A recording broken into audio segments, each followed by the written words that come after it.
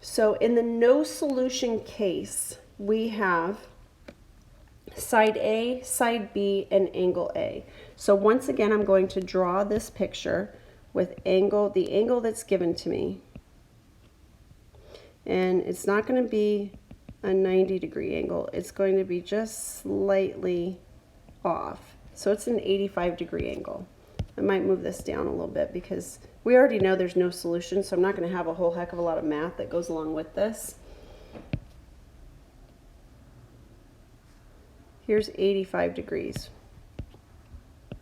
85 degrees, and that's angle A. Now, remember, I put angle B out here, and the reason I put angle B out here is because I'm given side B, so I'm always going to want to find this segment length. So if they had given me side A and side C, this would have been C. So if this was a C, then I would have put C down here. But it's a B, so we're going to use B again. So we'll put B there. And again, it could come in, it could go out, it could not exist, which is what's going to exactly happen. So that side length B is 25. So now that's fixed at 25 centimeters. And I need, this is going to be side angle C up here. So we've listed the 25 centimeters, we've labeled the 85 degrees. Now we need to label the 15 centimeters. That's going to be across from angle A.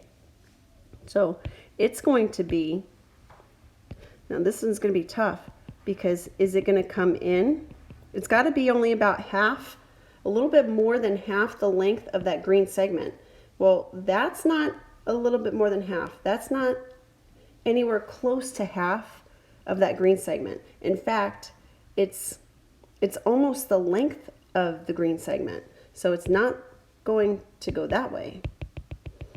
Let's see if it comes straight down.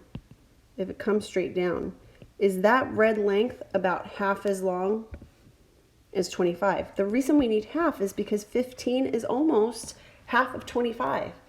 It's a little bit more than half, but it's, you know, for all intents purposes, we can be eyeballing halfway. It's not even close. There's no way that that red segment, even if I drop that perpendicular down, which is the shortest distance to side AB, there's no way that that's half. And if I go out the other way, it's just going to get longer than 25. So hopefully you can see that, holy cow, there's no segment that I can drop down that would be 15, because the shortest way, the shortest length is going to be that perpendicular. So if I eyeball it, I'm saying that that's probably a length of 15 realistically. Therefore, there's no way to even make a triangle. No way to even make a triangle, because if I swing this side up to meet it, now I no longer have an 85-degree angle. So now it messes up that 85-degree angle. So that side can't swing. This gray side right here, it's fixed. So this would be a beautiful case of no solution. So when you're drawing for accuracy and you get really good at it, you can visualize. Now the people who can't visualize, this is what you're doing. You're trying to set it up. So you're like, you know what? I'm not drawing a picture. And some people are like that. They're like, I'm not going to draw a picture because I just want to do the math. 15 over the sine of 85 equals 25 over the sine of B equals C over the sine of C. And you say, you know what? I'm going to take my chances. So you take your chances, and somewhere along the line you get B equals the inverse sine of what? 25 times the sine of 85 degrees divided by 15. So you would have said 15 times the sine of B is equal to 25 times the sine of 85 degrees. You would have divided both sides by 15. And right here, it makes it extremely clear. 25 over 15 is bigger than 1, right? 25 over 15. 25 over 15 is bigger than 1. You're going to take a number and multiply it by bigger than 1. It's going to get bigger, right? But how big? Well, the sine of 85 degrees, that's really close to the sine of 90 degrees, and the sine of 90 degrees is almost 1. So you're taking a number that's really close to 1 and multiplying it by a number that's bigger than 1. You're probably going to go over 1. And remember that your ratio for sine has to be between -1, right?